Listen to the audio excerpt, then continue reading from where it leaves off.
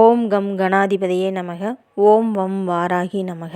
அருட்பெருஞ்சோதி தனிப்பெரும் கருணை. குரு வாழ்க, குருவே துணை. குலதெய்வம் ஸ்ரீ மாரியம்மனின் அருளாசியோடு நான் உங்கள் ஜோதிடர் ஸ்ரீமதி கவிதா சக்திவேல், திருப்பூர் மாவட்டம். அகில உலக மகளிர் ஜோதிட பேரவை தலைவி கிருஷ்ணவேணி அம்மா அவர்களுக்கும், உடன் பயணிக்கும் சக தோழியர்கள் அனைவருக்கும், பட்டிமன்ற நடுவர் அவர்களுக்கும், எதிரணியில் பேசக்கூடிய அனைத்து சகோதரிகளுக்கும் எனது வணக்கங்களும் வாழ்த்துக்களும். அனைவருக்கும் புத்தாண்டு நல்வாழ்த்துக்கள். புத்தாண்டு பிறந்துவிட்டது. புத்தாண்டில் இனி வர்ற காலம் 3 கிரக பயிற்சிகள் எல்லாரும் ஆவலோடு எதிர்பார்த்துக்கிட்டு இருப்பீங்க. இந்த 3 கிரக பயிற்சிகளில் அதனால் உங்கள் ராசிக்கு நன்மையான பலனா, என்ன மாதிரியான பலன்கள் கொடுக்க போகுது, என்ன புதிய மாற்றங்கள் கிடைக்க போகுது அப்படின்னு அறியறதுக்கு நீங்கள் ஆவலாக இருப்பீங்க. அதுக்குரிய பலன்களை இந்த வீடியோவில் நம்ம பார்ப்போம். இந்த பட்டிமன்றத்தில் நான் எடுத்துக்கொண்ட தலைப்பு கன்னிராசி அன்பர்களுக்கான புத்தாண்டு ராசி பலன்கள். முதல்ல கன்னிராசியில் எந்த கிரகங்கள் எங்கிருந்திருக்கு, அதன் பிறகு கிரக பயிற்சி எப்பொழுது அப்படிங்கிறத பார்ப்போம். உங்களுடைய ராசிக்கு குரு பகவான் 9ஆம் இடமான பாக்கியஸ்தானத்திலிருந்து 10ஆம் இடமான தொழில் ஸ்தானத்துக்கு இடம்பெயர்கிறார். மே மாதத்துக்கு அப்புறம், மே 18ஆம் தேதிக்கு அப்புறம் குரு இடம்பெயர்கிறார். உங்கள் ராசிக்கு 10ஆம் இடத்துக்கு தொழிலில் மாற்றம், இடமாற்றம், பதவி உயர்வு, புதிய புதிய மாற்றங்களை கொடுக்க போகிறார். 5, 7, 9ஆம் பார்வையாக உங்கள் ராசிக்கு 2, 4, 6ஆம் இடத்தை பார்க்குறார். அடுத்து சனி பயிற்சி. மார்ச் மாதம் 29ஆம் தேதிக்கு அப்புறம் சனி பகவான் கும்பராசியிலிருந்து மீன ராசிக்கு இடம்பெயர்கிறார்.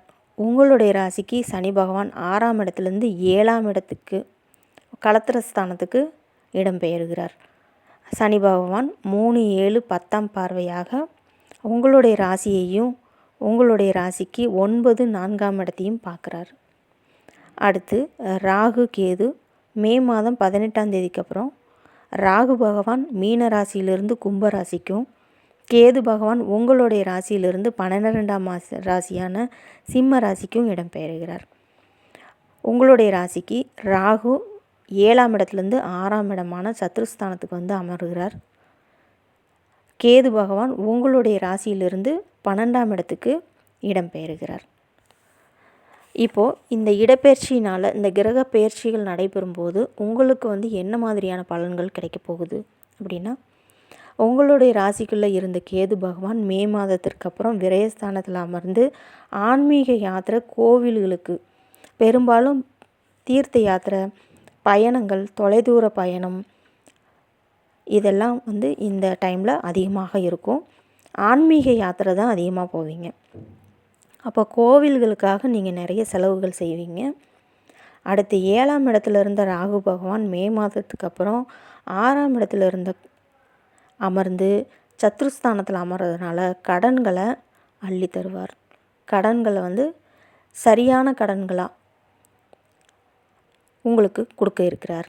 அப்போது கார்டு, கிரெடிட் கார்டு, லோன்ஸு இந்த மாதிரியெல்லாம் உங்களுக்கு கிடைக்கும். அதை சுப செலவுகளுக்காக நீங்கள் மாற்றிக்கொள்ளுங்க. ஆனாலும் ரொம்ப கவனமாக இருக்கணும். அதிக கடன் வட்டி வாங்கக்கூடாது.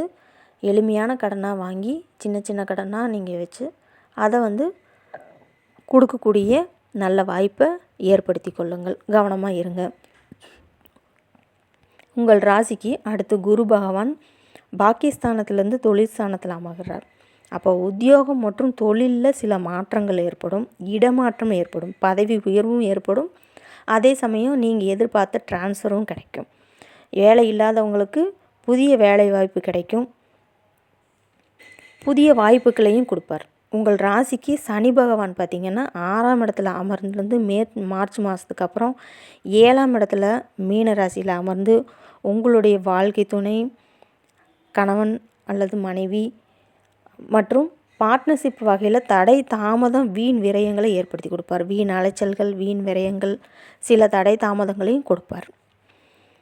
அடுத்து பார்த்திங்கன்னா குடும்ப உறவுகளிடையே நீங்கள் விட்டு கொடுத்து செல்லணும். பிள்ளைகள் வழியே சுப செலவுகள் உண்டாகும். பேச்சில் நிதானம் தேவைப்படும். பல வகையிலும் தனவரவுகள் அதிகமாக இருக்கும், பெருகி வரும். வீடு வண்டி வாகன வகையில் நன்மைகளும் ஏற்படும். அதே சமயம் வீடு பராமரிப்பு செலவுகளும் உங்களுக்கு உண்டாகும். உத்தியோகத்தில் பதவி உயர்வு கிடைக்கும். வேலை இல்லாதவர்களுக்கு புதிய வேலை வாய்ப்பு கிடைக்கும். புதிய முதலீடு, பணம் சம்மந்தப்பட்ட வகையில் பண டிரான்சாக்ஷன், புதிய நபர்கள்கிட்ட நீங்கள் பணம் கொடுக்கும்போது ரொம்ப கவனமாக இருக்கணும். வண்டி வாகனத்தில் செல்லும்போதும் நீங்கள் பாதுகாப்பு ரொம்ப அவசியம். மாணவர்கள் கல்வியில் உங்களுடைய திறமைகளை பளிச்சிடும். உங்களுடைய திறமை அதிகமாக இருக்கும். அதை நீங்கள் உங்களுடைய திறமையை வெளிக்காட்டுவீங்க. குடும்பத்தில் சுபகாரிய நிகழ்ச்சிகள் நடைபெறும். சுபகாரியங்கள் நடைபெறும்போது உங்களுக்கு சுப செலவுகள் அதிகமாக இருக்கும். இப்போ குரு பகவான் உங்களுடைய ராசிக்கு 5ஆம் இடத்தை பார்க்குறாரு. உங்கள் ராசிக்கு 2ஆம் இடத்தை பார்க்குறதுனால பல வகையில் தனம் பெருகும். 4ஆம் இடத்தை பார்க்குறதுனால வீடு வண்டி வாகன வகையில் உங்களுக்கு சுப செலவுகள் ஏற்படும். 6ஆம் இடத்தை பார்க்குறதுனால உங்களுக்கு கடன்களும் அதிகமாக கிடைக்க வாய்ப்பு இருக்குது. அதனால் அதிக வட்டி மேலே வட்டி அப்படிங்கிற கடன் வாங்காதீங்க. கலைஞர்களுக்கு இது நல்ல காலம். அதே சமயம் உங்களுடைய ராசி சனி பகவான் டைரெக்டாக 7ஆம் பார்வையாக பார்க்கறதுனால சில நேரத்தில் உங்களுக்கு உடல் உபாதைகள் ஏற்படும். உடல் நிலையில் நீங்கள் அதிக கவனம் செலுத்தணும். உங்களுடைய அம்மா வழி உறவுகளையும் சில பிரச்சனைகள் ஏற்படுறதுக்கு வாய்ப்பு இருக்குது. அதனால் குடும்ப உறவுகளிடையே நீங்கள் ரொம்ப விட்டு கொடுத்து செல்லுங்கள். பேச்சிலையும் கவனமாக இருங்க. கடுஞ்சொற்கள் கொண்டு யாரையும் பேச வேண்டாம்.